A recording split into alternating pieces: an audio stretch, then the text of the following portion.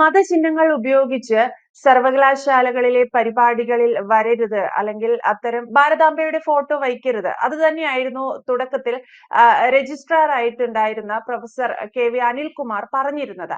പക്ഷേ അനിൽകുമാർ ഗവർണറുടെ പരിപാടിക്ക് അനുമതി നിഷേധിക്കുകയാണ് ഉണ്ടായതെന്ന് പറഞ്ഞുകൊണ്ടാണ് അദ്ദേഹത്തെ സസ്പെൻഡ് ചെയ്യുന്നത്.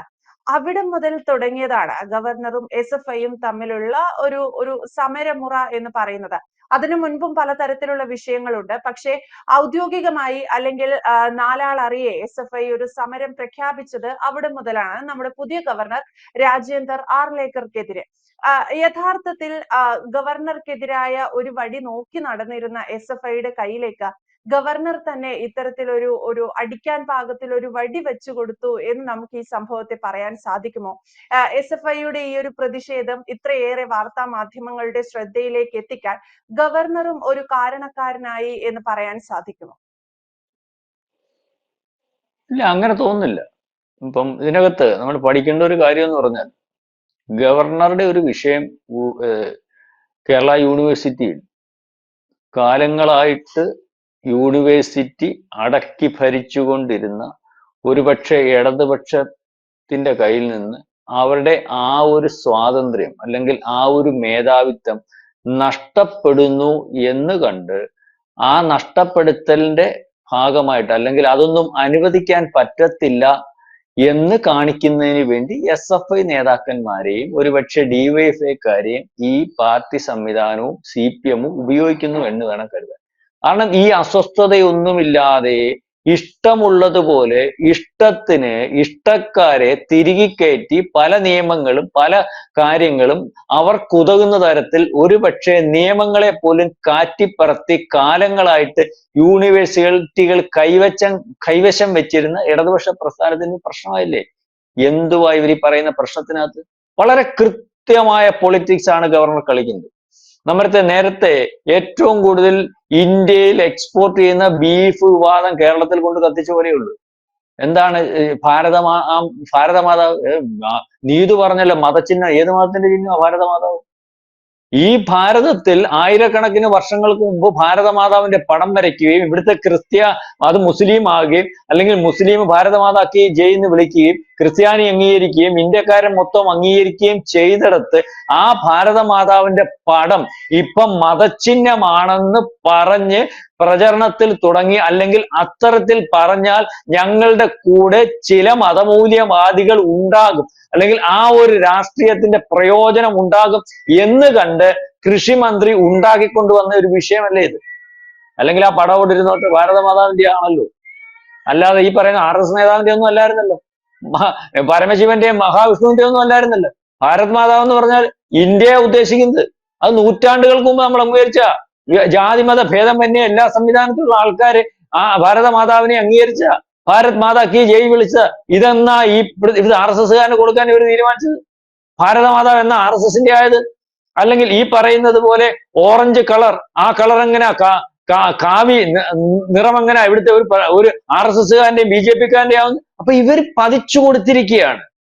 അപ്പം അവര് നോക്കുന്നതെന്ന് പറഞ്ഞാൽ ഈ പറയുന്ന രാഷ്ട്രീയം, കേരളത്തിലെ രാഷ്ട്രീയം, കോൺഗ്രസിന്റെ രാഷ്ട്രീയം, പറയുന്ന കൃഷിമന്ത്രിയുടെ രാഷ്ട്രീയം, CPIയുടെ രാഷ്ട്രീയം, ഇടതുപക്ഷത്തിന്റെ രാഷ്ട്രീയം ഇന്ത്യക്കകത്ത് ഇന്ത്യക്ക് വേണ്ടിയുള്ള രാഷ്ട്രീയമല്ല, ദേശീയതയുടെ രാഷ്ട്രീയമല്ല, ഇന്ത്യയെ സ്നേഹിക്കുന്ന രാഷ്ട്രീയമല്ല, ഇന്ത്യക്കകത്ത് ഭാരതമാതാവിനെ അംഗീകരിക്കുന്ന രാഷ്ട്രീയമല്ല.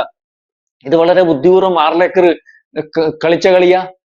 അതാണ് ആ പരിപാടിയിൽ അദ്ദേഹത്തിന്റെ മതചിഹ്നം ഉപയോഗിക്കരുതെന്ന് രജിസ്ട്രാർ പറഞ്ഞു. രജിസ്ട്രാർ ഗവർണറുടെ പരിപാടിക്ക് തിട്ടൂരിടാൻ രജിസ്ട്രാർ ആരാ?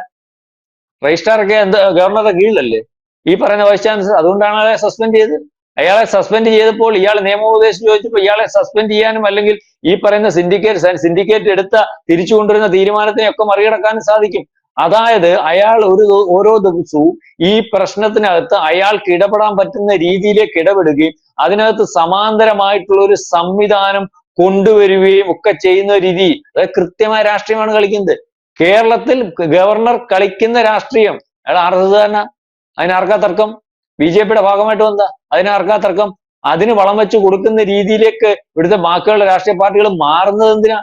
ഇവിടുത്തെ കേരളത്തിലെ പൊളിറ്റിക്സ് എന്തുവാണ്? ഇന്ത്യക്കെതിരെ പറയുന്ന പൊളിറ്റിക്സ് ആണോ കേരളത്തിലുള്ളത്? ഭാരതമാതാവിനെ തള്ളി പറയുന്ന പൊളിറ്റിക്സ് ആണോ കേരളത്തിലുള്ളത്?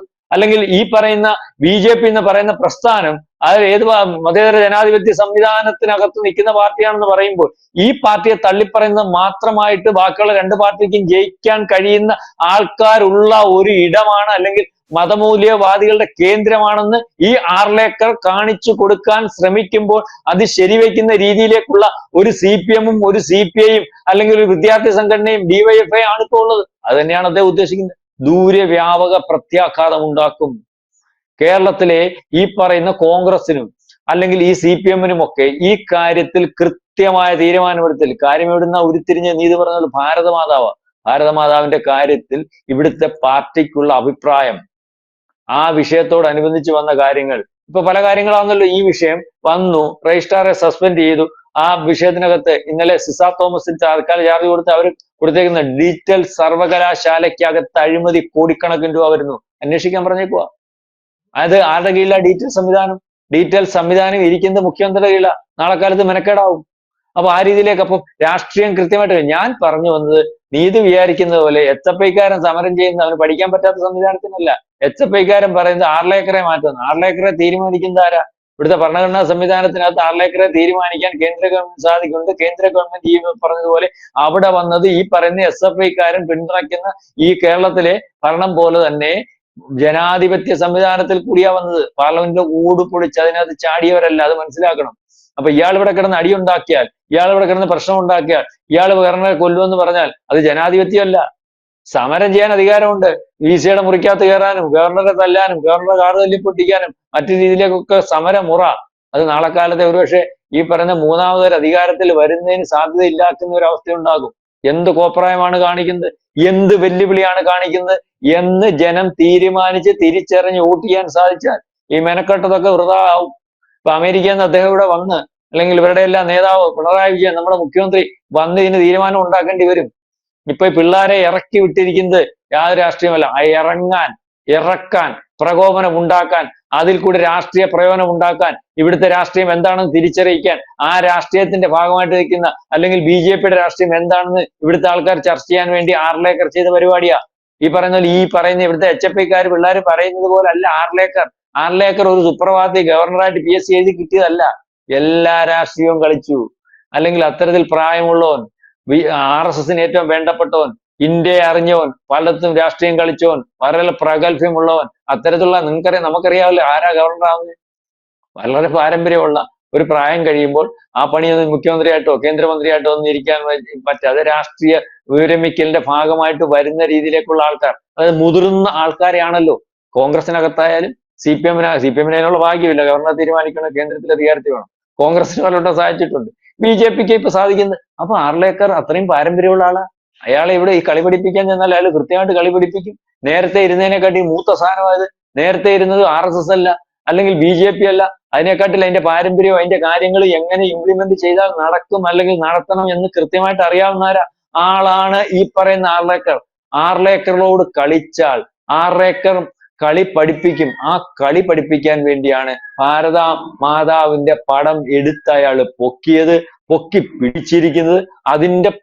ആ പൊക്കിപ്പിടിച്ച പടത്തിൽ ചെളി വാരി എറിയുന്നത് ആരാണെന്ന് കാണിക്കാൻ, ആ ചെറി വാരി എറിയുന്നവർ എന്തിന്റെ ഭാഗമാണെന്ന് കാണിക്കാനുള്ള ഒരു പൊളിറ്റിക്സ് ആണ്. അല്ലാതെ ഈ സമരം കൊണ്ട് ഒരു പ്രയോജനം ഉണ്ടാവില്ല. സമരം ചെയ്ത് ഒതുക്കാൻ ശ്രമിച്ചാൽ ഒതുങ്ങുന്ന ഒരു ആർലേക്കർ ആണ് ഈ പറയുന്ന ഗവർണർ. അല്ലെങ്കിൽ എനിക്ക് തോന്നുന്നില്ല. ഏതായാലും അത്തരത്തിലുള്ള കാര്യങ്ങളാണ് നടന്നു പോകുന്നത്. എവിടെ പോയി ഗവർണർ എങ്ങും ഇല്ലല്ലോ. ഗവർണർ പ്രതികരിക്കുന്ന പോലും ഇല്ലല്ലോ.